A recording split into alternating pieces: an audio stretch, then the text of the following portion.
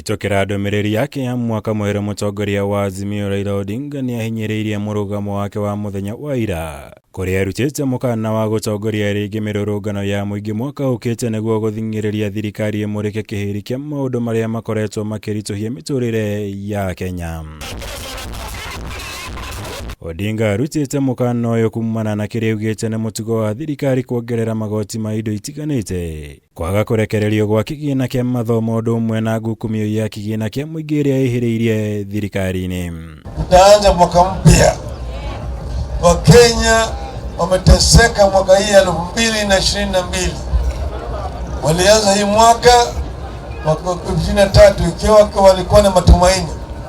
Maana yake kulikuwa na ahadi ambayo ilitolewa na hawa jamaa. Odinga athiĩte na mbere kuuga nĩ ũndũ wĩkĩha kuona mwaka wa 2023 ũrathira ũrĩa wambĩrĩirie, kuona Kenya mathiĩte na mbere kũgirĩka nĩ ngarama ya igũrũ ya mũtũrĩre, akiuga nĩ mekũrutithania wĩra na andũ othe a wendi mwega nĩguo gũcokia mwĩhoko bũrũri-inĩ. Ndũmĩrĩri yake athiĩte na mbere kuuga nĩ meharĩirie kumba ngwatanĩro ya Kenya arĩa marenda gũbanga na gũcokanĩrĩra nĩguo gũcokia bũrũri harĩa wagĩrĩire. Lakini sisi wenyewe tulisema gharama maisha ilikuwa ni juu, tukamwambia serikali wasiongeze ushuru, wakazidi kuongeza ushuru, na hiyo ndio imeleta hasara kubwa kwa Wakenya. Tunasema mwaka mpya hii sheria ya kodi mpaka itolewe, ili finance bill mpaka itolewe.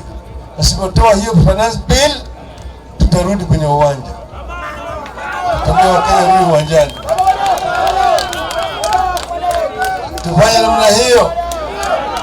Nataka tufanye. Ndũmĩrĩri ĩno ĩthiĩte na mbere kũria Kenya meharĩrie kwĩhonokia na kũhonokia bũrũri kuma kũhinyĩrĩrio nĩ thirikari ya Kenya Kwanza, akiuga ihinda rĩa kinya marehoka Akenya othe nĩ megũtiganĩria mĩrũgamo yao ngũrani ya kĩũteti nĩguo kũnyitanĩra kũhonokia bũrũri ũyũ.